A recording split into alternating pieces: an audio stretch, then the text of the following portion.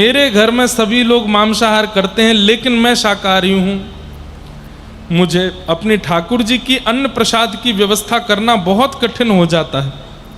कृपा मुझे अब कैसे बनाएंगे?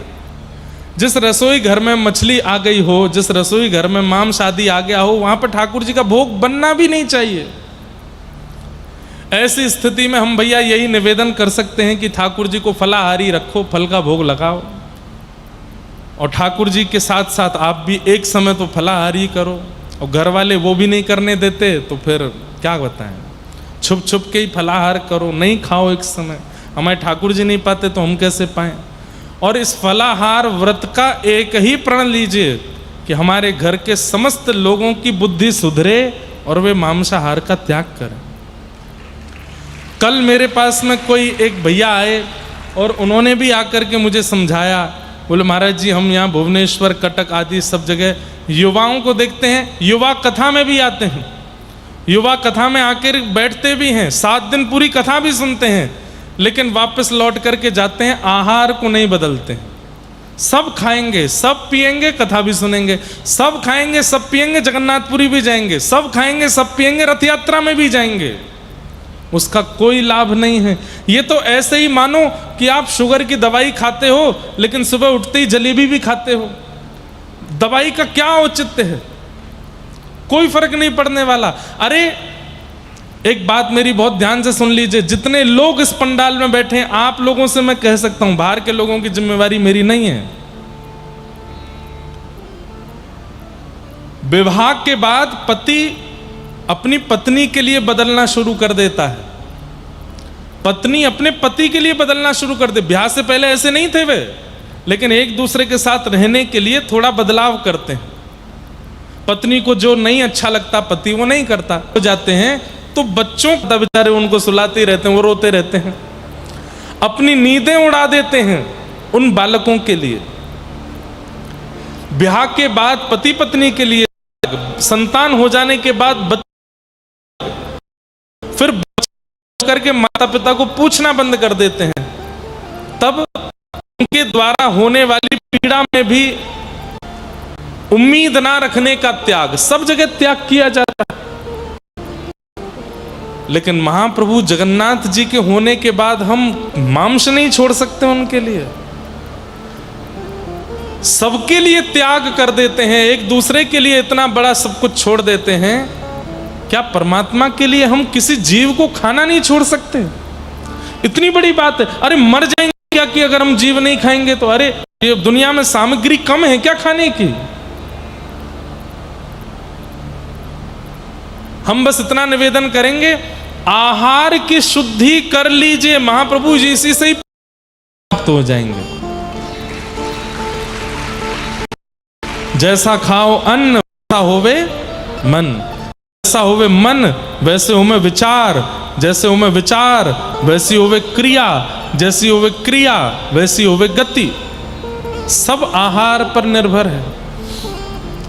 कई बार हमें लगता है कि आहार गलत खाने वाले व्यक्ति का व्यवहार तो अच्छा ही है, नहीं, एकांत में उसके मन में क्या विचार विकार चल रहे हैं हम नहीं जानते। इसलिए आहार को शुद्ध करना पहले प्रारंभ कीजिए। आहार शुद्धौ सत्व शुद्धि, सत्व शुद्धौ ध्रुवा स्मृति। आहार की शुद्धि बहुत आवश्यक है।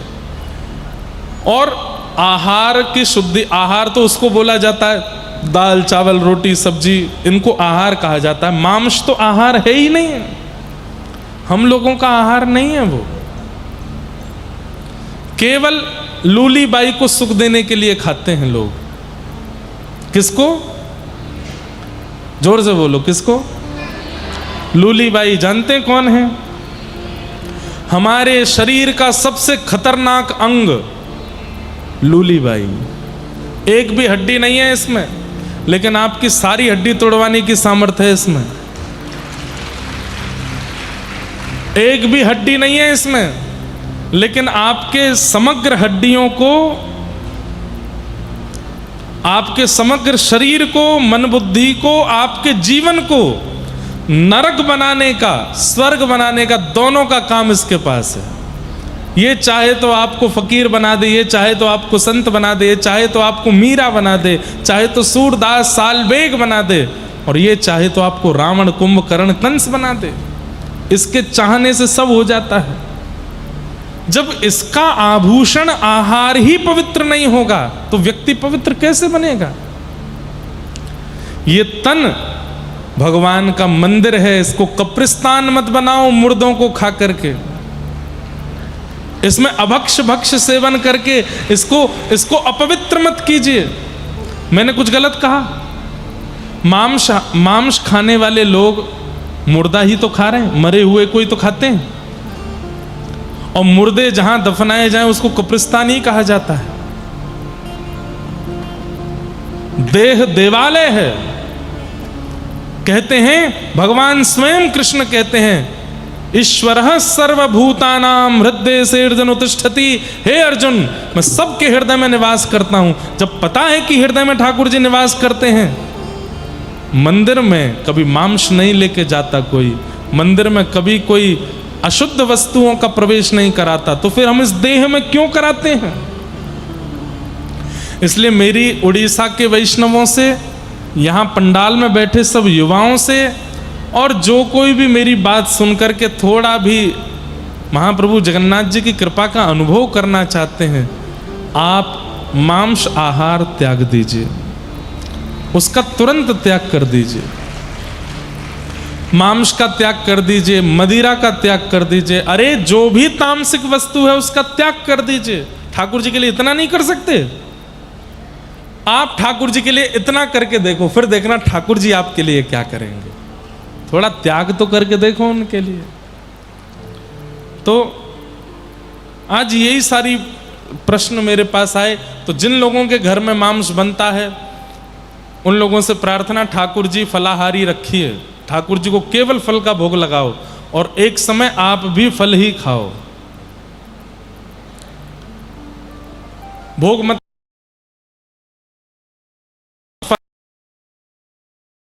यही संकल्प लीजिए कि जब तक घर के सब लोगों की बुद्धि सद्बुद्धि नहीं बन जाती, मैं तब तक मैं और मेरे ठाकुर जी दोनों फलाहारी रहेंगे, हम फलाहार करेंगे। ठाकुर को दूध को लगाओ और मन में भावना कर लो कि नाथ मेरे घर में व्यवस्था है, मैं इससे ज्यादा व्यवस्था कर नहीं पाऊंगा, मेरी रसोई तो है लेकिन आपके लायक नहीं, कृपा करके अब आप महाप्रभु जगन्नाथ जी के मंदिर में नाथ में भोग नहीं लगा पाऊंगा, पर प्रयास करूंगा कि रसोई आपके नहीं। इसलिए थोड़ा सा इसका ध्यान रखिए, आहार शुद्ध करो। धर्मस्वनिष्ठितः पुंसां विश्वक्सेन कथासु यः नोत्पादयेद् श्रमेव हि केवलम्। तो सबसे पहले हमने और परम धर्म क्या है? धर्म मतलब ठाकुर जी की सेवा पूजा आदि सब करना, और सेवा पूजा में प्रेम का मिश्रण कर देना, ये परम धर्म है। परम धर्म परमात्मा की प्राप्ति करता है, उस परम धर्म का आप लोग अनुसंधान करो।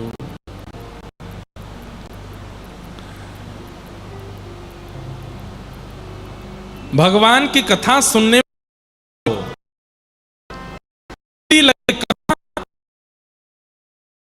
स्वनिष्ठः पुंसां विश्वक्सेन कथासु यः नोत्पादयेद् दधिरतिम्। ठाकुर की कथा सुनने में रत्ती लगाओ। ये कथा ही है जो हमारे मन को, चित्त को, बुद्धि को पवित्र कर सकती है, भगवत प्राप्ति में योग्य बना सकती है, जो जीवन की थाक को मिटावे उसी को कथा कहते हैं। जो जीवन की कई परिस्थितियों को, अब आप लोग तो सब समूह में बैठे हैं, हमसे पूछिए कितने बालक मिलते हैं, कितने लोग मिलते हैं, अपना जीवन पूरा परिवर्तित कर चुके, ना जाने कौन सी बात, कौन सी वाणी, कौन विषय उनको छू जाता है, और सब छोड़ करके भगवत अनुरागी हो जाते हैं।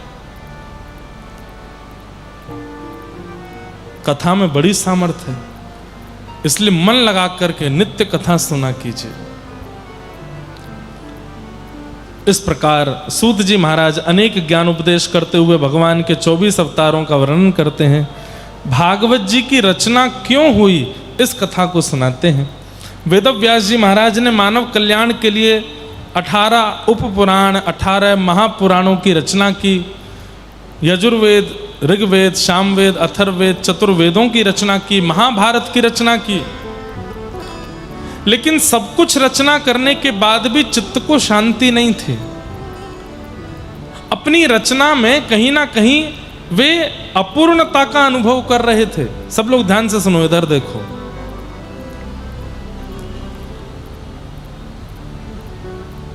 व्यक्ति को पता चल जाता है कि मैंने जो क्रिया की है वो उचित है कि नहीं। हर व्यक्ति को पता चल जाता है, लेकिन वो फिर भी सबसे पूछता है, ठीक तो रहा ना, ठीक तो किया ना। सामने वाले कहते हैं हाँ हाँ बहुत अच्छा था। अच्छा सुनने के बाद भी अच्छा नहीं लगता। अच्छा क्यों? हर व्यक्ति को पता होता है कि मैंने जो क्रिया की, मैंने जो बात बोली, मैंने जो काम किया, मैंने जो कुछ भी मेरे द्वारा हुआ वो उचित था कि नहीं, हर व्यक्ति को पता चल जाता है। पाप करने वाले व्यक्ति को अंदर से आवाज आने लगती है, गलत किया। घर में कभी तेज आवाज में किसी से बात कर लेते हैं, माता पिता को उत्तर दे दिया बच्चों ने, तब तो गुस्से में दीवार विवार पटक करके चले जाते हैं, लेकिन बाद में उनको रिग्रेट होता है। उसी समय से मन से आवाज आने लगती है, गलत किया। वो हमारी माँ है, हमने ऐसे क्यों बोला, उनसे नहीं बोलना चाहिए था। सबको बोध होता है, लेकिन एक इतना भयंकर राक्षस हमारे अंदर है, ईगो। वो तुरंत आगे आ जाता है, कुछ गलत नहीं किया, भले ही गलत किया हो फिर भी तू क्षमा नहीं मांगेगा। वो और बिगड़ने देता है, और बिगड़ने देता है, उस चीज को और बिगड़ने देता है। भगवत आधीन व्यक्ति में ये ईगो नाम का राक्षस नहीं होता। अगर उससे कोई गलती हो भी जाती है तो वो तुरंत क्षमा के लिए भागता है कि मुझे क्षमा करो। एक बात कहूं बंधुओं, बहुत ध्यान से सुनना। अपराध करने के बाद में सबको पता चल जाता है कि मैंने गलत किया, लेकिन उस गलती का इतना रिग्रेट हुआ कि अब मन में सोच रहे हैं कि इसका समाधान क्या करूं, इसको मैं ठीक कैसे करूं। यदि ऐसी प्रवृत्ति आपकी बन रही है तो ये समझ जाना कि ठाकुर जी की दृष्टि आप पर है, इसलिए आप सुधरना चाहते हैं।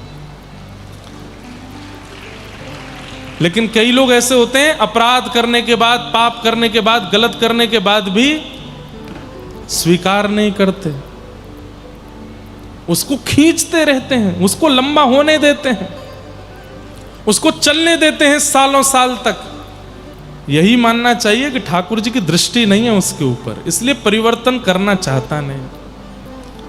भगवत दृष्टि अधिकारी जो हो जाता है, उसके अंदर तुरंत इच्छा प्रकट होने लगती है कि इसका समाधान हो, इसका विश्राम हो, इसका कोई नियोजन निकले, ये इतना लंबा खिंचे ना।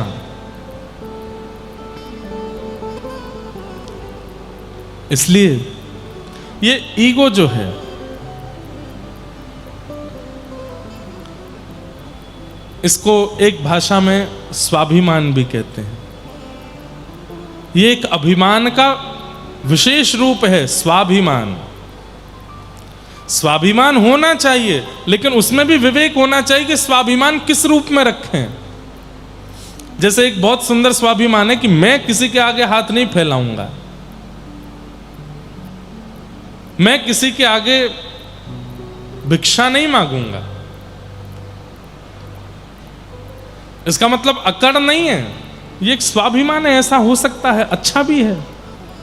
कई विषय में स्वाभिमान अच्छा है, पर कई विषय में अच्छा नहीं है। पति पत्नी के विषय में भी स्वाभिमान अच्छा नहीं है।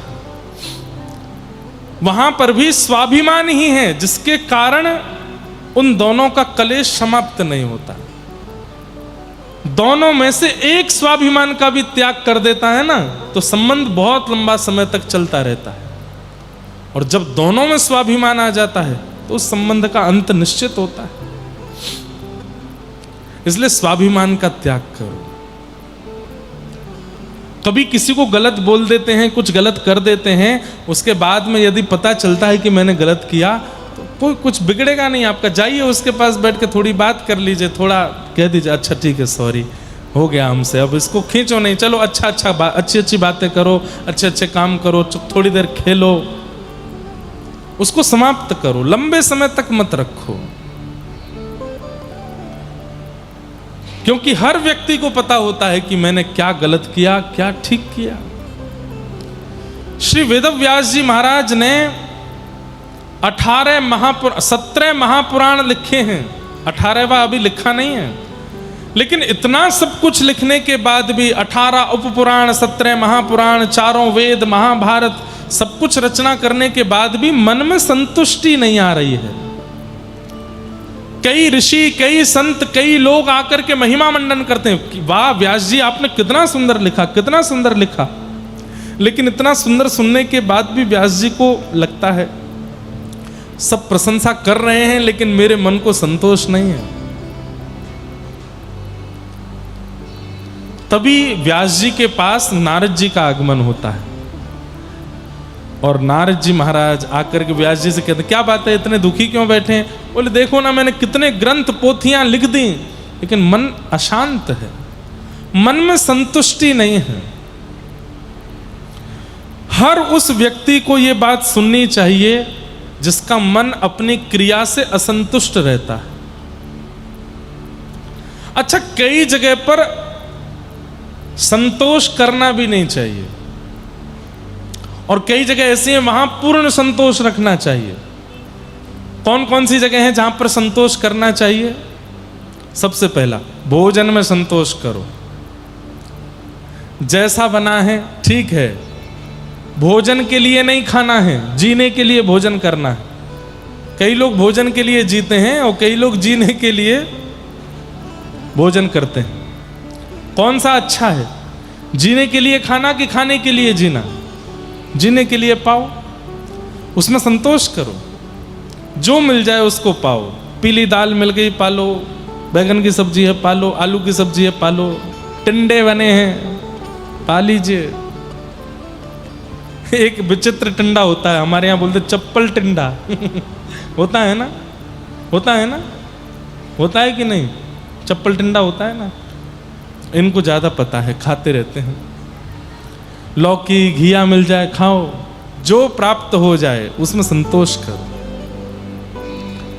कोई कभी कभी बहुत अच्छा बन जाए तो उसमें भी संतोष करो। भोजन में, अन्न में संतुष्ट होना चाहिए। दूसरा, धन में संतुष्ट होना चाहिए। जितना मिल रहा है, जो प्राप्त हो रहा है ठीक है, भगवान कृपा करेंगे, हम परिश्रम करेंगे तो हमारे परिश्रम के अनुसार हमको मिलेगा, लेकिन हम संतोष करें। और चाहिए और चाहिए और चाहिए और चाहिए और चाहिए, ये नहीं होना चाहिए। धन में संतोष करो। तीसरा, संबंधों में संतोष करो। जो संबंध मिला है, पत्नी का, पति का, बच्चों का, परिवार का, मित्र का, उसमें संतुष्ट रहो, संतोष करो। दूसरा मुझसे अच्छा है ऐसा नहीं सोचो, आपके पास जो है वो बहुत अच्छे हैं, उनमें संतोष करो। असंतुष्ट किसमें रहना चाहिए? अब ये सुनो, कौन कौन सी क्रिया है जिसमें संतुष्ट नहीं होना चाहिए? पहला, पढ़ने में कभी संतुष्ट मत हो। अच्छा देखना, उल्टे हैं हम लोग। जो मैंने पहले बात की उसमें हम असंतुष्ट रहते हैं, और जो अभी बात कहेंगे इसमें सब लोग संतुष्ट नहीं होते। 4 पन्ने पढ़ने के बाद बच्चा बहुत पढ़ लिया, थक गए, अब तो इतना पढ़ लिया, माँ कहाँ तक पढ़े इसको। अच्छा, आज एक नया और बन गया, फोन चलाने में भी संतुष्ट हो जाना चाहिए। थोड़ी देर चलाने के बाद बंद कर दो भाई, थोड़ी देर उसको रख दो। और आजकल तो युवाओं से ज्यादा वृद्धों के फोन ज्यादा चलते हैं। घर के दादा दादी पूरे दिन चार्जर ही ढूंढते रहते हैं। अरे दादी सुबह ही तो चार्ज किया था आपने फोन, डिस्चार्ज हो गया, रील देख रही थी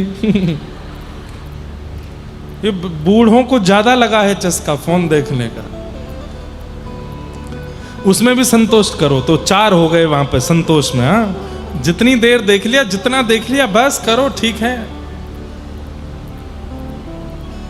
और असंतुष्ट किसमें रहना चाहिए? अध्ययन में। जितना भी पढ़ लीजिए, व्यक्ति को यदि अपना सफल जीवन बनाना है, अपने मृत्यु के अंतिम समय तक वो विद्यार्थी बना रहे, तो वो सबसे ज्यादा सुखी रहेगा। विद्यार्थी बना रहे, कभी भी ये ना सोच ले अब मैं व्यापारी बन चुका हूं, अब मैं वकील बन चुका हूं, अब मैं जज बन चुका हूं, अब मैं पुलिस अफसर बन चुका हूं, अब मैं नेताजी बन चुका हूं, अब मैं व्यास जी बन चुका हूं, अब मैं पंडित जी बन चुका हूं। मैं अभी भी विद्यार्थी हूं। आज भी मुझे अर्जन करने की इच्छा है, आज भी मुझे ग्रहण करने की इच्छा है। आप भी कुछ अच्छा बताइए, आप भी कुछ मधुर बताइए। नित्य अर्जन करने की इच्छा रखो। अर्जनात अर्जुन, अर्जुन का मतलब क्या है? जो हमेशा अर्जन करना चाहता है, ग्रहण करना चाहता है विद्या को, उसी को अर्जुन कहते हैं। सावधानी से सुन लीजिए, पति की बात होती है तो उबासी आने लगती है सबको। सबको तो नहीं आ रही, 2-4 दिख गए मुझे। तो अध्ययन में असंतुष्ट होना चाहिए। दूसरा, भजन में असंतुष्ट होना चाहिए। 12 माला होते ही महाराज उबासी आने लग गई, अंगड़ाई आने लग गई। कथा सुनते हैं, कभी ऐसे कभी ऐसे, कभी कोई पीछे ऐसे सोफा वाले तो सो ही जाते हैं। इतने संतुष्ट हो जाते हैं 10 मिनट की कथा से ही ये लगता है कि बस हो गया, अब तो संपूर्ण हो गया हमारा। भक्ति से सदैव असंतोष रखना चाहिए। नहीं, अभी बहुत कम है, और करना। नामाचार्य हरिदास ठाकुर बंगाल में हुए, और उनका सिद्ध बकुल, आप लोग जाएंगे जगन्नाथपुरी तो वहां दर्शन करिएगा। सिद्ध बकुल अपने हाथ से लगाए थे। भगवान की दातुन प्रसादी मिली थी महाप्रभु जगन्नाथ जी की, उसी को पृथ्वी में गाड़ा तो सिद्ध बकुल वृक्ष हुआ। जब जाएंगे आप जगन्नाथपुरी तो वहां हरिदास ठाकुर के स्थान का दर्शन करना, गंभीरा का दर्शन करना महाप्रभु जी के। नामाचार्य हरिदास ठाकुर का नियम था, प्रत्येक दिन 3 लाख महामंत्र जाप करते थे। कितने? 3 लाख। हरिदास ठाकुर जन्म से म्लेच्छ परिवार से थे, यवन कुल से थे। तो यवनों को यह बात अच्छी नहीं लगी कि हमारे कुल खानदान का बालक और ये हिंदुओं के देवता का भजन करने लगा। बहुत प्रयास किए, कोड़े मारे, जाने क्या क्या किया उनके साथ, लेकिन उन्होंने नाम नहीं छोड़ा। तब एक प्रयास किया, एक नगर वैश्या को उनको अपमानित करने के लिए और उनका अपयश करने के लिए एक नगर वैश्या को बुलाया कि तुम इनके कुटिया के भीतर जाओ और इनसे चिकनी चुपड़ी बातें करो और बस इनका मन जीत लेना और फिर जोर से हल्ला कर देना, हम पूरे गांव को लेकर के आएंगे। सब जब देखेंगे कि कोई नाम वाम नहीं, कोई भजन वजन नहीं है, सब इनको जब तुम्हारे साथ देख लेंगे तो इनका अपयश हो जाएगा और उस अपयश से हमारा भला होगा, गांव के लोग ही मिलकर इनको मार देंगे। नामाचार्य हरिदास ठाकुर बैठे हैं, नाम जप कर रहे थे, तभी वो वैश्या आकर के भीतर बैठ गई। उसके रूप रंग चाल ढाल को देख के हरिदास ठाकुर समझ गए कि किस भाव से आई है, कौन है। आपने इशारा करके कहा बैठो। नामाचार्य हरिदास ठाकुर नाम जप रहे हैं, करते करते करते करते वो वैश्या, अरे अब छोड़ भी दीजिए, कब से आप नाम जप कर रहे हैं, थोड़ा मुझसे बातें कर लीजिए, मैं आपसे मिलने आई हूं। हरिदास ठाकुर बोले, देवी तुम्हारी मन की जितनी इच्छाएं हैं सब पूरी करूंगा मैं, लेकिन मेरा नियम है, मैं अपना नाम जब पूरा कर लूं उसके बाद बात करूंगा। संतुष्ट नहीं हो रहे हैं अपने नाम से। अच्छा हाँ हाँ ठीक है, आप अपना नाम कर लो, मैं बैठी हूं प्रतीक्षा करती हूं। प्रतीक्षा करते करते करते करते करते आधी रात निकल गई। वैश्या उठ करके कहे, अभी और कितना है, अभी चल रहा है, चल रहा है। सुबह पक्षी चहकने लगे, भोर हो गई, सूर्योदय हो गया और बाहर सब लोग खड़े थे, वो हल्ला करेगी तो हम भीतर जाएंगे। वैश्या बोली और कितनी समय लगेगा आपको? बोले देवी मेरा तो 3 लाख नाम जप का नियम है ना, तो सुबह ब्रह्म मुहूर्त में शुरू होता है और अगले दिन के ब्रह्म मुहूर्त में 3 लाख पूरे होते हैं और अगले ही क्षण 3 लाख दोबारा शुरू हो जाते हैं। तुम अभी थोड़ी देर के लिए जब सोई थी तभी मेरे नाम पूरे हुए, मैंने तुम्हारी ओर देखा तो तुम सो गई थी, तो मैंने अगली 3 लाख की नाम जपमाला शुरू कर दी। अब ये 3 लाख पूरे होंगे तब बात करूंगा। वैश्या सोचने लगी अजीब आदमी है, मेरा रूप मेरा सौंदर्य कोई देख ले वो स्थिर नहीं बैठ सकता, और मैं इसके सामने बैठी हूं और ये अभी भी क्या लकड़ी घिस रहा है या नाम जप कर रहा है, ऐसा क्या है इस नाम में? मैं संध्या में आऊंगी तब तक नाम हो जाएगा। बोला हाँ समय से आ जाना, जैसे ही मेरा 3 लाख नाम पूरा हो तुरंत आ जाना, तभी मैं तुमसे बात करूंगा। अब कितने बजे होगा? बोले ये कैसे बताऊं, तो कभी भी हो सकता है। ठीक है मैं थोड़ी देर आराम करके फिर से आती हूँ। वैश्या सोची कि अभी और बढ़िया श्रृंगार करके जाऊंगी, ऐसे चटक मटक बातें करूंगी, छोड़ देगा नाम को। थोड़ी देर बाद आराम करके थोड़े घंटों बाद और श्रृंगार करके जब गई, जा करके बैठ गई।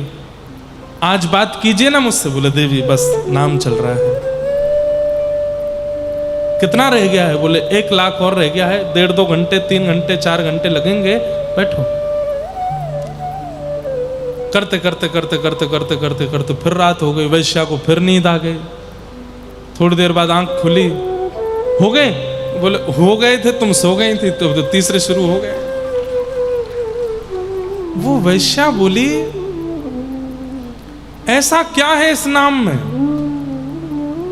ऐसा क्या है इस नाम में जिसको आप छोड़ते नहीं हैं?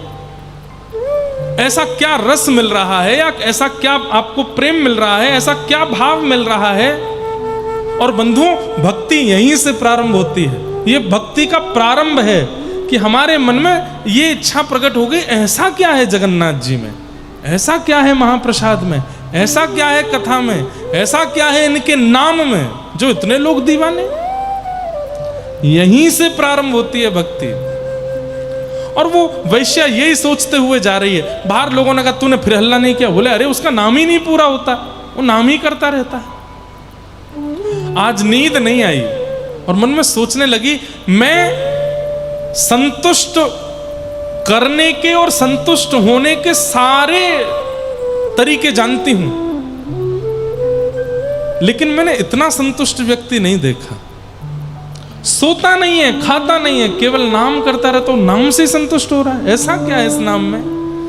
आज जब पूरी रात यही सोचती रही तो अगले दिन कोई श्रृंगार करके नहीं गई है, नेत्रों में आंसू भर के ले गई है।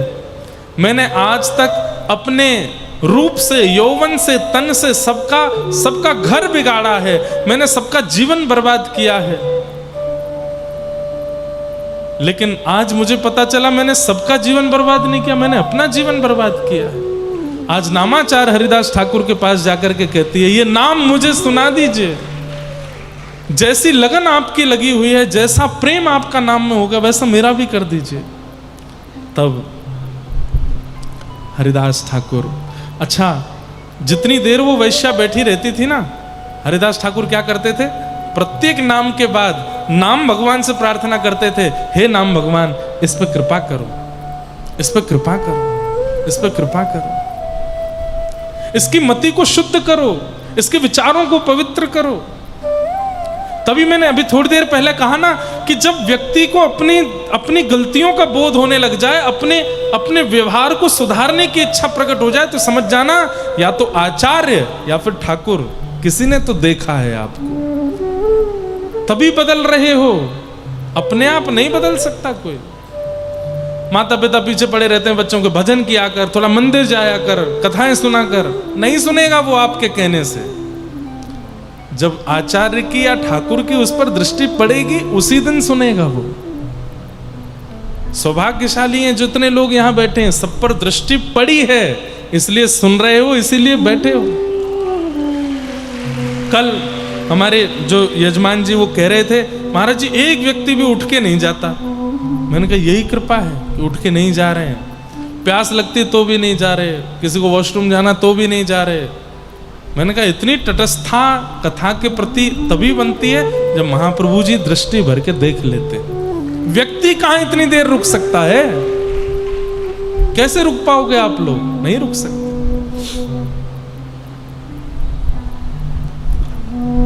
हरिदास ठाकुर ने पता क्या किया?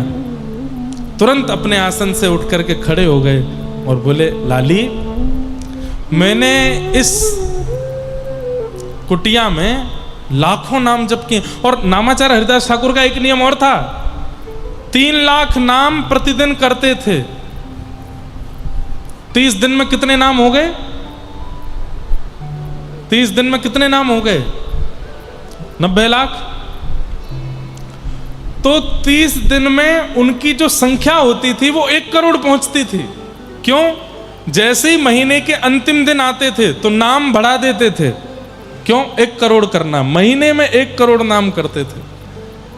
आज हरिदास ठाकुर बोले, लाली, इस कुटिया में मैंने करोड़ों नाम किए हैं, अब मैं कहीं और जा रहा हूं, इस कुटिया में तुम रहो और यहीं रह करके भजन करो। और श्री हरिदास ठाकुर वहां से चले गए और वो वैश्या वहां रहने लगी। अरे इसे कहते हैं चमत्कार। चमत्कार वो नहीं कि आपने कभी कोई कबूतर प्रकट कर दिया, खूब सारे कुछ कर दिए, वो सारे चमत्कार नहीं होते हैं, वो जादू हो सकते हैं। चमत्कार इसको कहते हैं कि जिस वैश्या को देख करके पहले लोगों के चित्त में मलिनताएं आती थी, लोगों के मन में दुर्भाव प्रकट होते थे, लोगों के मन में इच्छा पूर्ति की भावना प्रकट होती थी, आज नामाचार्य हरिदास ठाकुर की कृपा ऐसी हुई, नाम भगवान की ऐसी कृपा हुई कि अब वह वैश्या जब अपनी कुटिया से बाहर निकलती है तुलसी को जल देने के लिए, जो राह से निकलता है उसको देख लेता है, उसी के चित्त में हरि प्रकट हो जाते हैं, भजन करने की इच्छा प्रकट होने लगती है। ऐसी कृपा। हरि हरि बोलो। आहा,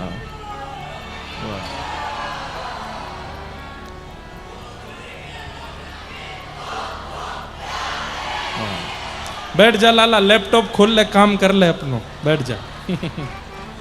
देखो कैसे कैसे प्रेमी लोग कहते हैं समय नहीं मिलता हमको कथा में आने का। देखो इन युवाओं से सीखिए, बेचारे यहीं लैपटॉप बैठ के काम भी कर रहे हैं, मीटिंग भी अटेंड कर रहे हैं, कथा भी सुन रहे हैं।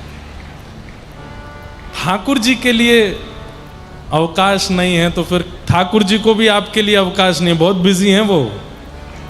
जब ठाकुर जी के लिए कोई समय नहीं निकालता ना, और फिर कभी ठाकुर जी के पास जाके कहता है, नाथ मुझ पर रक्षा, ठाकुर जी कहते हैं, आई एम वेरी बिजी, चलो जाओ, तीनों लोगों का भार मेरे ऊपर है, इतना समय नहीं है मेरे पास, चलो जाओ। लेकिन जब कोई अत्यंत व्यस्तता में से भी ठाकुर जी के लिए समय निकालता है तो ठाकुर जी भी उसके लिए समय निकालते। अच्छा, तो बात क्या चल रही थी? मन लाग्यो मेरो यार फकीरी में, मन लाग्यो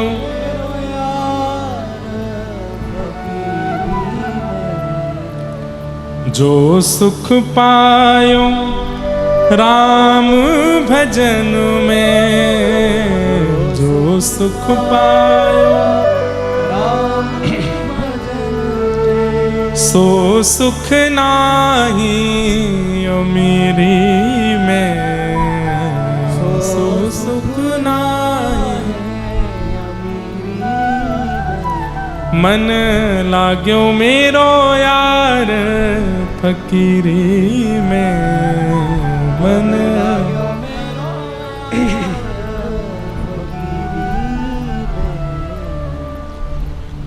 आहा, कबीरदास जी की वाणी है। भला बुरा सबका सुन लीजिए, भला बुरा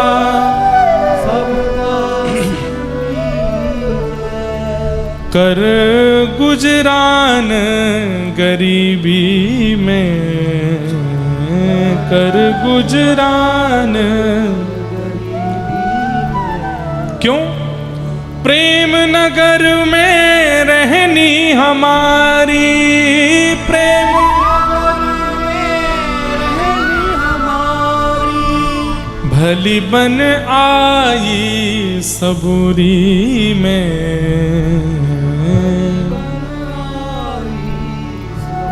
और आखिर यह तन खाक बनेगा, आखिर यह तन कहाँ फिरत मगरूरी में, कहाँ फिरत। कहत कबीर सुनो भई साधो, कहत कबीर साहिब मिले सबूरी में, साहिब सबूरी में। मन लाग्यो मेरो यार फकीरी में, मन लाग्यो।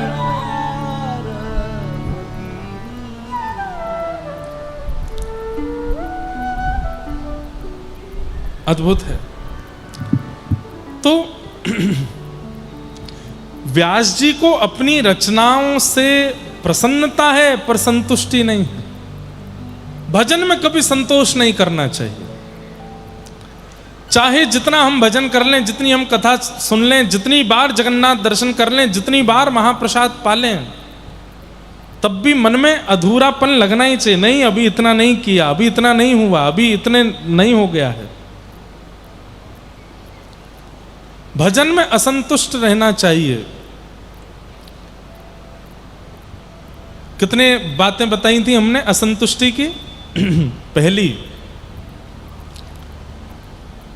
अध्ययन में असंतुष्ट रहना चाहिए। दूसरा, भजन में असंतुष्ट रहना चाहिए। तीसरा, माता पिता गुरु और हरि की सेवा में असंतुष्ट रहना चाहिए।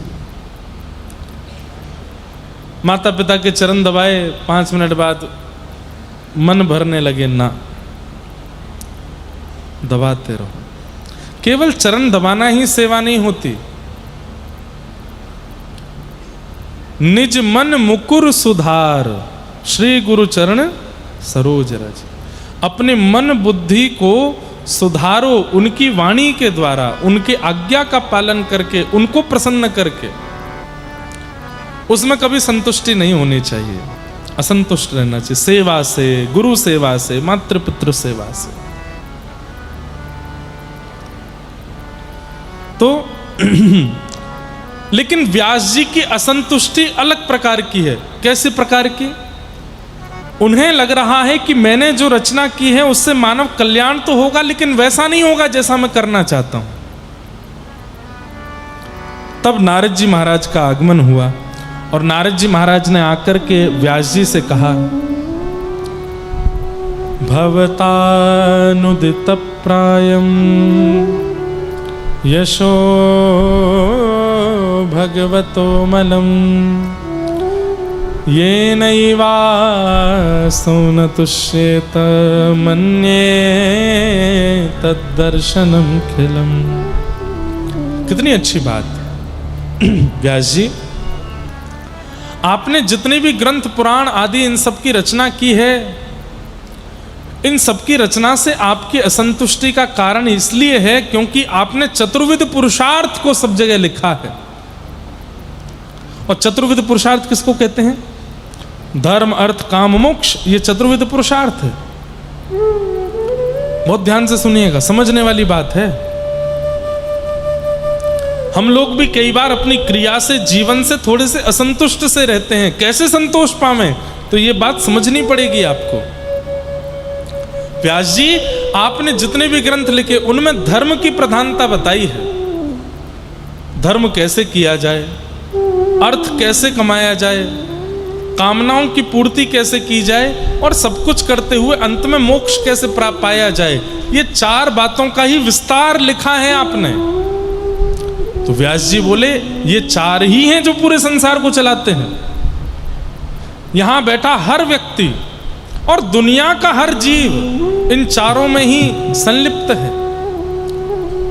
कोई चारों कर रहा है या फिर कोई चारों में से कोई एक कर रहा है। जैसे कोई धर्म के मार्ग पर ही चलता है, शास्त्र ऐसा कहते हैं, धर्म ऐसा कहते हैं, गुरु आज्ञा ऐसी कहती है, ऐसा ही रहना चाहिए, ऐसा ही खाना, ऐसा ही पहनना, धर्म। कोई व्यक्ति अर्थ के मार्ग पर चलता है, यहां से कैसे कमाया जाए, इससे कैसे कमाया जाए, यहां से कमाई कैसे होगी, उसके दिमाग में यही चलता है, कमाई कैसे होगी, अर्थ के लिए जी रहा है, केवल धन। दूसरा है काम, यानी कि कामनाओं की पूर्ति।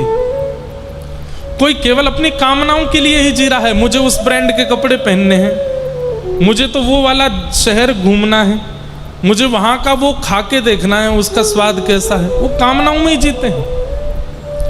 हमारे तो बहुत दुनिया के लोगों से पाले पड़ते हैं ना, ऐसे वाले लोग भी बहुत देखे हैं जिनकी केवल कामनाएं ही रहती हैं।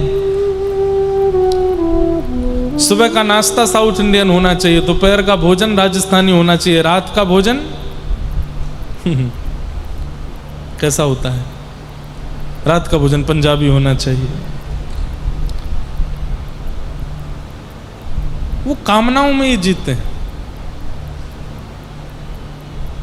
ये तो वो बातें हैं जो मैं बोल सकता हूं, कामनाएं तो बहुत भयंकर भी होती हैं लोगों की, ऐसी ऐसी कामनाएं।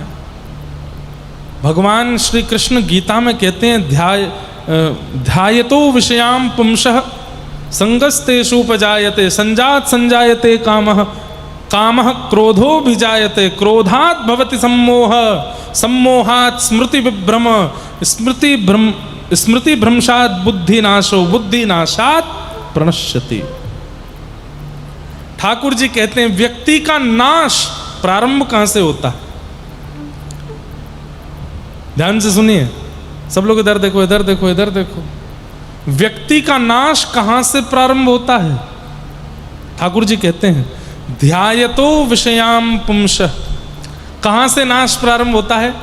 बिस्तर पर लेटे हैं, हाथ की तकिया लगा रखी है, एसी चल रहा है, पंखे को घूमते घूमते देखते देखते विषय चिंतन कर रहे हैं। विषय भोग नहीं रहे, केवल उसको सोच रहे हैं, काश मैं ऐसा कर लूं, काश मैं ये कर लूं, काश मैं ऐसा कर लूं।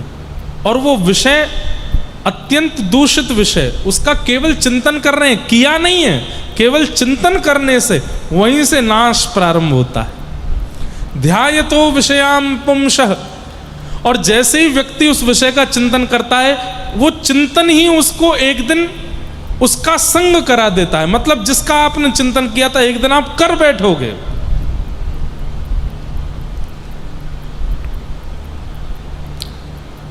जेल में बड़े बड़े पत्रकार जाते हैं और वहां कैदियों से पूछते हैं तुमने उसका वध क्यों किया? तो वो व्यक्ति कहता है कि पता नहीं कैसे मेरे हाथ से गोली चल गई, या कैसे मैंने उसका गला काट दिया, मुझे खुद नहीं पता। तो जो मैं एक दो बार जेल में भी कथा एक आध दिन की कर चुका हूं, तो जो जेल में जो कैदी होते हैं, हमारे बंदी भाई लोग होते हैं, उनके मन बुद्धि को पढ़ने और उनको समझाने के लिए वहाँ पर मनोवैज्ञानिक लोग भी जाते हैं, उनसे बातें करते हैं, उनको सुधारने का प्रयास करते हैं। तो एक मनोवैज्ञानिक से मैंने पूछा, तो उसने मुझे क्या बताया कि महाराज जी एक बात निश्चित है। मैंने क्या? जो पहली बार भी गुनाह करता है वो उस गुनाह को एक बार पहले कभी सोच चुका होता है, तभी उससे वो होता है। बिना सोचे हो ही नहीं सकता। ऐसा हो ही नहीं सकता कि आपने कुछ सोचा ना हो और आपसे वो गलती हो जाए ना, तभी तो सोचा है। ठाकुर जी स्पष्ट गीता में कहते हैं ध्यायतो विषयाम पुंसः। एक बार आपने उसको सोचा है और वही आपके मन में रह जाता है। अब सावधान रहना, कभी भी वो काम हो सकता है आपसे। संगस्तेषुपजायते, संजात संजायते कामः, कामः क्रोधो विजायते। फिर वही जो आपने सोचा था, जिस दिन आप कर बैठोगे, उसके करने से क्या होगा? आपके चित्त में काम प्रकट हो जाएगा। और काम अकेला नहीं आता है, काम का एक जिगरी दोस्त है। कौन? क्रोध साथ में आता है उसके। अगर किसी व्यक्ति का भयंकर क्रोध, अच्छा दो रूप हैं, प्रकट रूप है क्रोध, अप्रकट रूप है काम। बहुत ध्यान से सुनना, काम किसी के अंदर है वो दिखाता थोड़ी है, साधु से दिखेगा, बिल्कुल सीधा सा दिखेगा, लेकिन यदि उसके अंदर क्रोध दिखाई दे रहा है तो यह बात निश्चित है कि उसमें काम भी है। कामात् क्रोधो विजायते, और क्रोधात् भवति सम्मोह, क्रोध से सम्मोह जन्म लेगा, मोह जन्म लेगा। सम्मोहात् स्मृति विभ्रम, सम्मोह से स्मृति भ्रमित हो जाती है, और स्मृति भ्रंशात् बुद्धि नाशो, स्मृति भ्रम होती बुद्धि नष्ट हो जाती है। बुद्धि नाशात् प्रणश्यति, बुद्धि के नष्ट होते ही उसका पतन हो जाता है। पूरे स्टेप बता दिए ठाकुर जी ने। प्रारंभ कहां से हुआ? ध्यायतो, सोचने से। इसलिए हमारे यहां आज्ञा क्या करते हैं? ध्यान करो किसका? श्री कृष्ण का। ध्यान करो किनका? जगन्नाथ का। ध्यान करो किनका? महाप्रभु जी का। ध्यान करो किनका? किशोरी जी का। क्यों? क्योंकि ध्यान में यदि वे ही बने रहेंगे तो वे रह करके अन्य किसी विकार को आने नहीं देंगे, और विकार नहीं आएगा तो कभी आपका नाश नहीं होगा। इसलिए नित्य ठाकुर जी का स्मरण करते रहो, स्मरण करते रहो। चलत कृष्ण, उठत कृष्ण, बैठत कृष्ण, आगे कृष्ण पाछे कृष्ण, इत कृष्ण उत कृष्ण, जित देखूं तित कृष्ण मायरी आगे कृष्ण पाछे कृष्ण, आगे कृष्ण पाछे कृष्ण, इत कृष्ण उत कृष्ण, इत कृष्ण। गाइए ना। इत कृष्ण उत कृष्ण, इत कृष्ण, जित देखूं तित कृष्ण मायरी आगे कृष्ण पाछे कृष्ण, आगे कृष्ण पाछे कृष्ण। मोर मुकुट धरे कुंडल, मोर मुकुट करन भारे मुरली मधुर, करन भारे। नेत्र बंद करके सुनिए और ये झांकी बनाइए चित्त में। कैसे आएगा? कोई विकार आ ही नहीं सकता। कैसे हैं ठाकुर जी? जो आगे हैं, जो पीछे हैं, जो इत हैं, जो उतित हैं, सब जगह जो कृष्ण वो हैं। कैसे? मोर मुकुट धरे कुंडला, मोर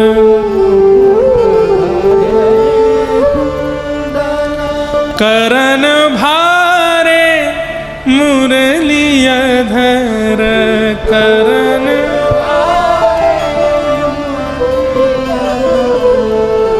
धुनी तान नईरी आगे कृष्ण पाछे कृष्ण, आगे कृष्ण।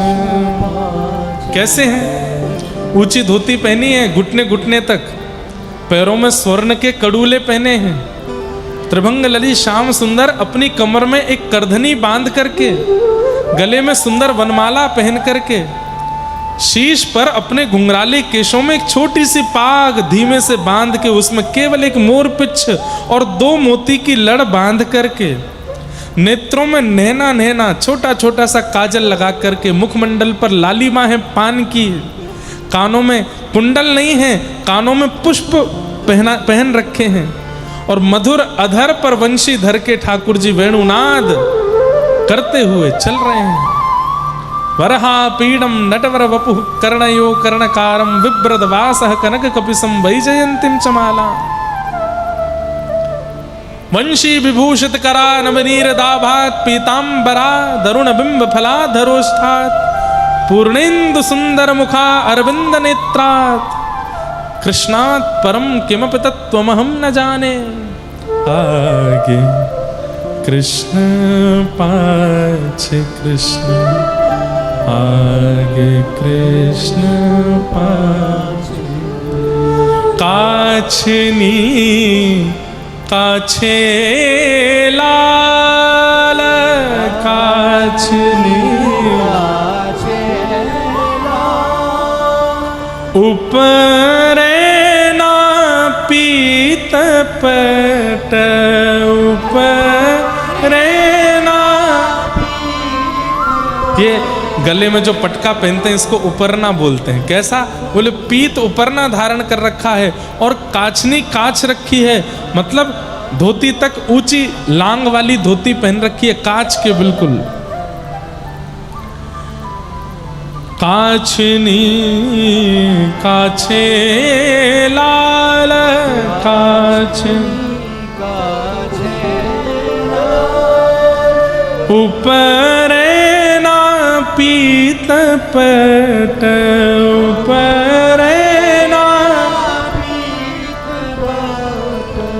तेहि काल शोभा देख तेहि काल शोभा देख थकित भैरी आगे कृष्ण पाछे कृष्ण आगे कृष्ण पाछे।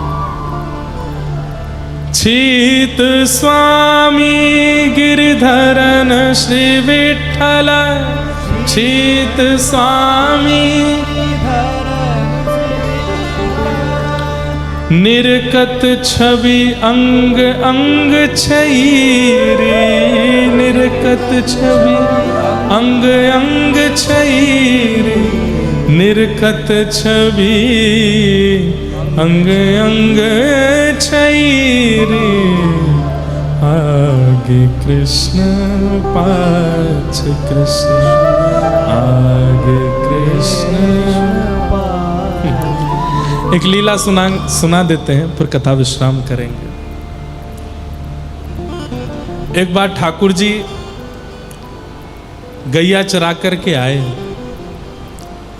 और आए करके नंद भवन के आंगन में आए के बैठ गए। यशोदा मैया ने कही, अरे लाला कहा बात है, आज तेरो मुखमंडल इतनो प्रसन्न काई कुनाए दिख रो। सो ठाकुर जी बोले, मैया मेरो एक नयो नयो सखा बनो है। बोले अच्छा, तो मैया वो सखा में जैसे ही वन में जाऊं मेरो हाथ पकड़ ले और हाथ पकड़ के फिर छोड़े ही ना है। मैया बोली क्यों ना छोड़े? बोले यूं के लाला तुम तो दूर मत जाए कर, पूरे दिन मेरो हाथ पकड़ के रहे। मैया मेरो हाथ दुख गयो और जब मैं वहां से हाथ छुड़ाए के लौट के आऊं तो रोन लगे, जोर जोर ते रोवे। मैया बोली तो फिर लाला क्या करूं? बोले मैया तू कैसे मेरो बातें पीछो छुड़ा। मैया बोली कैसे पीछे छूटेगा तू ही बता, ब्रजभाषा समझ रहे हैं ना। तो ठाकुर जी बोले मैया तू एक काम कर, मेरो एक चित्र बनवाए दे, तू मेरो एक चित्र बनवाए दे, वाकू चित्र दे दूंगा, पूरे दिन मेरो चित्र देखते रहेगो। मैया बोली लाला बात तो तेने बड़े पते की कही, तू भी गैया चरावे जावे तो मेरो मन भी ना लगे, मैं भी तेरो चित्र ही देखती रहूंगी, एक चित्र बनवाऊं। एक गोपी को बुलाए करके मैया ने कही, अरे कोई चित्र बनावे वारो है हमारे ब्रज में? तो गोपी ने कही मैया बनावे वारो तो ना है, लेकिन एक बनावे वारी है। कौन? चित्रा सखी। बरसाने के पास में रहे किशोरी जी की एक सखी, वाको नाम है चित्रा, वो चित्र बनावे। लेकिन मैया वाको तो नियम है पुरुषन को देखे ही ना है। मैया बोली पुरुष थोड़ी देखनो है, मेरो लाला देखनो है, जाकू देखवे के काजी सब तरसे, तू एक बार बात करके आ। गोपी गई और चित्रा सखी के पास जाके बोली आपको एक चित्र बनाना है। कौन को? बोले नंद जी के लाला को। चित्रा सखी बोली मैं पुरुषों को देखती नहीं हूं, तो वो सखी कहती है तेरे कितने बड़े सौभाग्य, जिनको देखवे के काजे हम उल्हाने बनावे बहाने बनावे, तब भी हमको इतनी देर तक देखवे को नहीं मिले। अरे तेरी जगह हम होते ना, लपक के पहुंच जाते यशोदा मैया के यहाँ, और बैठे बैठे भले ही चित्र 5 दिन में बनवे वार हो, 5 महीना तक नहीं बनाते। क्यों? 5 महीना तक कृष्ण देखवे को मिलेगा। अरे तू एक बार देख तो सही, छोटो सो लाला है, तू वाकू देख लेगी ना तो को चित्र बनाए के अपनो सौभाग्य लगेगा कि मैंने ऐसो चित्र बनायो। इतना महिमा मंडन करके गई तो वो चित्रा सखी बोली एक काम कर, तुमको यहीं बता दे वो देखवे में कैसो है। गोपी बोली एक रसना से नंद जी के लाला के गुण और रूप नए बताए जा सके, लेकिन तू फिर भी कहे तो अंग है गहरे समुद्र सो, नेत्र हैं वह समुद्र में खिले भय कमल से। ठाकुर जी का अंग कैसा है? बोले गहरा समुद्र, नीला होता है और शांत होता है, ठाकुर जी का अंग ऐसा है। और नेत्र कैसे हैं? बोले मानो जैसे उस गहरे सरोवर समुद्र में 2 कमल खिले हों। नासिका कैसी है? बोले नासिका ऐसी लगे मानो जैसे 2 कमलन के बीच में से एक कछुआ बहतो बहतो जा रहा हो, ऐसी नासिका है। ओष्ठ कैसे हैं? ठाकुर जी के होठ कैसे हैं? बोले ऐसा लगे जैसे मानो वह नील सरोवर समुद्र में, वह सरोवर में 2 टापू रखे हों और उन टापून पे भी सुंदर सुंदर सुंदर सुंदर गुलाबी कमल खिल रहे हैं। ऐसे ठाकुर जी के अधर है। अंग कांति का वर्णन करते करते करते स्थिति हो गई कि वो चित्रा सखी ऐसी बावली भई, अब तो उसके चित्त में इच्छा हो गई मैं देखने जाऊं। नंद भवन पहुंची। अब यशोदा मैया बैठी हैं यहां पर, और जैसे जहां जगन्नाथ जी खड़े वहीं एक खिड़की है पीछे, तो यशोदा मैया यहाँ बैठी हैं और चित्रा सखी सामने बैठी। चित्रा सखी बोली मैया आपके लाला को चित्र बनानो, एक बार वाको दर्शन कराओ। मैया बोली दर्शन नहीं कराऊंगी, मैं वाको वर्णन कर दूंगी, तू वर्णन सुन करके बनाए दे। बोले वर्णन तो मैंने गोपी से सुन लियो। बोले वाने इतना अच्छो नहीं बताओगे, मैं बता रही हूँ। बोले कैसो है तुम्हारो लाला? मेरो लाला कतई सीधो है, इतनो सीधो, इतनो भोरो भंडारी। अब यहाँ तो मैया सीधेपन को भाव बता रही हैं। पीछे से ठाकुर जी खिड़की खोलें और खिड़की खोल करके चित्रा सखी ते करें, कभी अपनी जीभ नकारें, कभी ऐसे करें, कभी नासिका ऐसे ऐसे करें, कभी ऐसे ठेंगा दिखावें। अब मैया जो वर्णन कर रही है बिल्कुल वाक्य विपरीत है लाला, और चित्रा सखी देख रही है अच्छा सीधो मैया? बोले बिल्कुल सीधो। बोले जलेबी जैसा सीधो होएगो ऐसा वर्णन कर रहे हैं।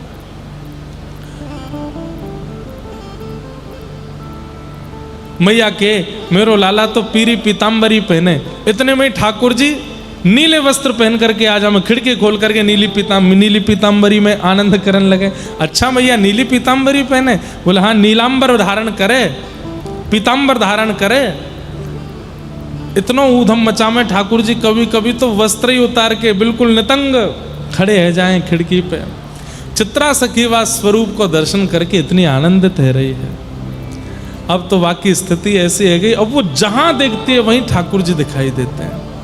आगे कृष्ण पाछे कृष्ण, इत कृष्ण उत कृष्ण, जित देखूं कृष्ण मायरी, आगे कृष्ण पाछे कृष्ण। लीला तो लंबी है, पर बात क्या स्पष्ट करनी है कि जिसका आप चिंतन करते हो वो चिंतन से एक दिन क्रिया में आ जाएगा। इसलिए चिंतन हरि का करो, चिंतन कृष्ण का करो, चिंतन इन लीलाओं का करो, चिंतन जगन्नाथ जी का करो। खाली बैठे हो कुछ और मत सोचिए, बस इनके रूप का ही दर्शन, रूप का ही चिंतन करते रहो। ये चिंतन करते करते करते करते करते कभी नाश नहीं होने देंगे आपका, अगर ये आपके चिंतन में है, ये आपके ध्यान में है तो। इसलिए नाम रूप लीला धाम, ठाकुर जी के नाम का गान करते रहो, लीलाएं सुनते रहो, रूप का दर्शन करो और धाम का गमन करो। नाम रूप लीला और धाम, ये चार आपके जीवन में होते रहेंगे तो नाश से बच जाओगे, नहीं तो ध्यायतो विषयाम पुंसः, एक दिन बुद्धि नाशात प्रणश्यति, पतन हो जाएगा। ध्यान में कुछ विकार मत आने दो। नारद जी महाराज ने कहा, भगवान धर्म करने वाले लोगों के बारे में आपने लिख दिया, अर्थ कमाने वाले लोगों के बारे में आपने लिख दिया, कामनाओं की पूर्ति करने वालों के बारे में आपने लिख दिया, मोक्ष की प्राप्ति करने वालों के बारे में आपने लिख दिया। तो व्यास जी बोले बचा क्या? बोले पंचम पुरुषार्थ। क्या? जिन्हें धर्म से काम नहीं, जिन्हें अर्थ से काम नहीं, जिन्हें कामनाओं से काम नहीं और जिन्हें मोक्ष की भी कामना नहीं, वो पंचम पुरुषार्थ के मार्गी। पंचम पुरुषार्थ क्या है? बोले प्रेम। आपने प्रेम के बारे में कहीं नहीं लिखा, इसलिए आपका मन अशांत है। व्यास जी, आपने भगवान को पुरुषोत्तम बता दिया, आपने भगवान को भगवान दिखा दिया, आपने भगवान का पौरुष दिखा दिया, उनका बल दिखा दिया, उनकी योग्यताएं बता दी, लेकिन उन भगवान का प्रेम नहीं बताया, इसलिए आपका मन असंतुष्ट है। अरे वो परमात्मा है, वो भगवान है, लेकिन वो ब्रजवासियों के लिए कैसे प्रेमी हो जाते हैं, आहा, ये आपने कहीं नहीं लिखा, इसलिए आपका मन शांत है। अरे ऐसो, हाँ ऐसो हो, ऐसो चटक मटक सो ठाकुर, तीनों लोकन हूँ मैं नाम। ऐसो चटक मटक सो ठाकुर। आपने कहीं लिखा? मानो नारद जी कह रहे हैं व्यास जी से, आपने कहीं वर्णन किया कि वो परमात्मा है, वो ब्रह्म है, वो विधाता है, वो त्रिलोकीनाथ है? इस तो सब जगह लिखा है। उनके इतना बल है, वो सुदर्शन चक्रधारी हैं, वो गांडीव धनुषधारी अर्जुन को महाभारत युद्ध में केवल बिना आयुध उठाए जिता देते हैं। ये सब आपने लिखा। वो गीता का ज्ञान उपदेश करते हैं, लेकिन वो कितने प्यारे हैं ये आपने कहीं नहीं लिखा।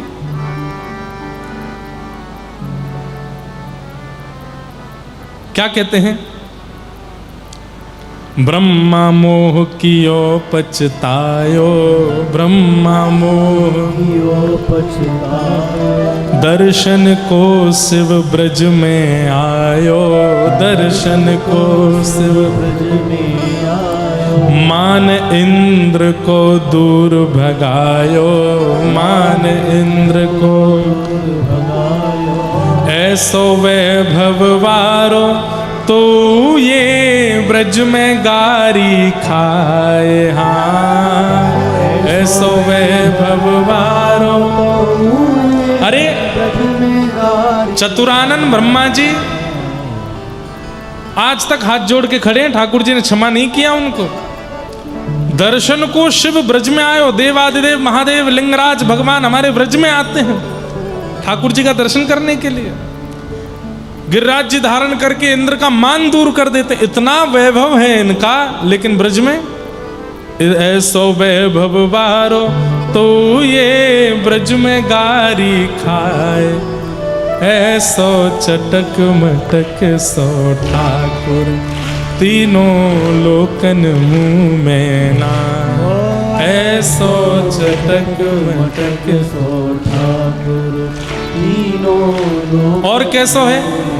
रूप छबीलो है ब्रज सुंदर, रूप छबीलो है ब्रज सुंदर, बिना बुलाए डोले घर घर, बिना बुलाए डोले घर, प्रेमी व्रज गोपिन को चाकर, प्रेमी व्रज गोपिन को चाकर, ऐसो प्रेम बढ़्यो माखन की चोरी करके खाए। हाँ ऐसो प्रेम बढ़ो माखन की चोरी करके खाए। ऐसो चटक मटक सो ठाकुर, तीनों लोकन मुँह में नाए। ऐसो चटक मटक। अरे ये बैठे हैं जगन्नाथ महाप्रभु, जगन्नाथपुरी में आ गए, इतने बड़े मंदिर में आके विराजमान हो गए, जगतपति बन गए, जगन्नाथ बन गए, नीलाद्रीनाथ बन गए। लेकिन एक दिन माधवदास जी से मुंह बना करके कहते मेरा मन ना है लग रो। माधवदास जी बोले क्या हुआ? जगन्नाथ तो बन गए पर चोरी नहीं हो रही है, यहाँ पर मन नहीं लग रहा, चोरी करनी है। माधवदास जी बोले जय जय, ये कलयुग है, द्वापर नहीं है कि गोपियां पकड़ लेंगी फिर छोड़ देंगी। चोरी करते पकड़े गए तो सजा और हो जाएगी, उम्र कैद। ठाकुर जी बोले अरे माधवदास, तू कहाँ जाने चोरी को स्वाद कितनो अच्छो रहे। मुझको चोरी, अरे आपको आवश्यकता क्या है? सब कुछ तो है, क्या चुराना है आपको? ठाकुर जी बोले ये राजा है ना, गजपति राजा, या के बगान में खूब सुंदर सुंदर कठेल लगी हैं, वो चुरावे को मन है। अरे हम अभी राजा को बोल देते हैं, कठेल भिजवा देगा आपके लिए। ठाकुर जी बोले काम कर, तू राजा से कठेल मंगवा, आज साग बनाए के पामेंगे और कल हम चोरी करके आमेंगे, वाह कठेल को साग बनाए के पामेंगे। तू खुद बताइयो स्वाद ज्यादा कौन से में आए। बना करके कठेल पाया। ठाकुर जी खूब प्रेम से कठेल पाते हैं जगन्नाथ महाप्रभु। माधवदास से बोली स्वाद ले लियो? बोले हाँ, अब तू कल मेरे संग चोरी करवे चलियो, फिर देखियो कैसा आनंद आवेगा। माधवदास जी बोले मुझे चोरी करनी नहीं आती। बोले हम है ना, सिखा देंगे सब, तू बस संग चलियो। महाप्रभु जगन्नाथ जी माधवदास जी के कंधे पे बैठ के चोरी करने गए, राजा के बगीचे में प्रवेश कर गए। माली रात में घूमता था। ठाकुर जी बोले धीमे धीमे सब काम करियो हैं। वो ठीक है। माधवदास जी अंदर पहुंच के बोले यहां तो इतने सारे पेड़ हैं, कौन से पे चढ़ूं? जगन्नाथ जी बोले इतनी तेज क्यों बोल रहा है, माली सुन लेगा। माली बोलता हाँ मैं बताता हूं कौन से पेड़ पर चढ़ना है। ठाकुर जी बोले देख पकड़ लेगो, छुप जा। माधवदास जी बोले कौन से पे चढ़े? बोले ये वालो बढ़िया है। बोले कौन चढ़ेगा ऊपर? ठाकुर जी बोले हम चढ़ते हैं, हम बढ़िया वाले पक्के पक्के कठेल ऊपर से गिरेंगे, तुम उनको लपक लेना। बोले ठीक है। माधवदास जी बोले नहीं तो एक काम कीजिए, आप लपक लीजिए, मैं ऊपर से दे दूंगा। बोले चल तो एक काम कर, तू ही चढ़ जा ऊपर। माधवदास जी ऊपर चढ़ गए। ऊपर जाकर के बोले कौन सा दूं, ये वाला कि ये वाला? ठाकुर जी बोले तू हल्ला कर दे। माली बोला मैं बताता हूं कौन सा देना, रुक जाओ। अब तो ठाकुर जी तो वहां से अंतर ध्यान हो गए। माली आ गया, बोले नीचे उतर के आओ। माधवदास जी नीचे उतर के आए। पहले तो खूब डंडा मारे, शर्म नहीं आती, बुढ़ापे में चोरी करते हो, रुक जाओ तुमको बांध देता हूं। पेड़ से बांध दिया। अगले दिन सुबह राजा आया। राजा ने आकर के जैसे ही देखा, माली ने पहली किया रात में एक चोर पकड़ा हमने। राजा जैसे ही आए आकर के देखा तो पेड़ से बंधे हुए कोई और नहीं, पुरी के बड़े अच्छे साधक माधवदास। राजा जानते थे माधवदास जी को प्रणाम। अरे जय जय, ए खोलो इनको, ये तो साधक हैं। माली बोला ऐसी क्या साधना करते हैं, कठेल चुराने आए थे रात को। राजा ने कहा भगवान ऐसे कैसे आए? माधवदास जी के नेत्र सजल हो गए। बोले आपको लगता है कि हम कठेल चुराने आएंगे? बोले लगता तो नहीं है। बोले कौन है कठेल का चोर बताओ? बोले पुरी में कौन है? बोले तुम्हारे कालिया ठाकुर हैं, वही आए थे यहाँ चोरी करने के लिए रात को, हमारे साथ में आए, खुद तो भाग गए, हमको यहीं छोड़ गए। ठाकुर जी को कठेल खाने का मन था, चोरी करने का मन था, इसलिए आए। राजा ने पूरा बगीचा जगन्नाथ महाप्रभु के नाम कर दिया। माधवदास जी लौट करके गए। ठाकुर जी जैसे ही माधवदास जी सामने पहुंचे, ठाकुर जी हंसने लगे। आनंद आयो? बोले आनंद तो आयो, खुद का ही को भाग गए हो।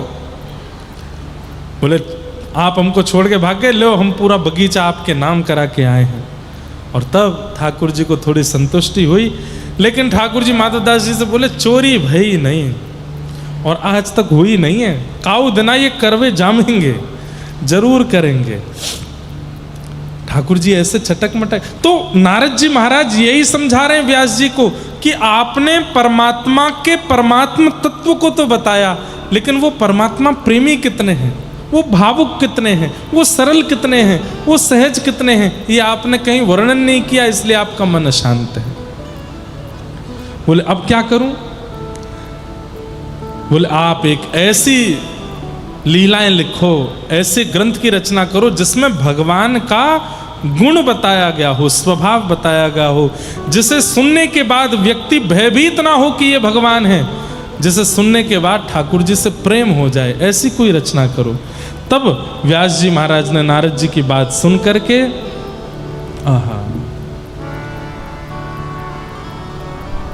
लोकस्य जानतो विद्वांस चक्रे सात्वत संहिताम, तब व्यास जी महाराज ने भागवत की रचना की। और भागवत की रचना करने के बाद व्यास जी को अत्यंत सुख की प्राप्ति हुई, अत्यंत संतुष्ट हुआ।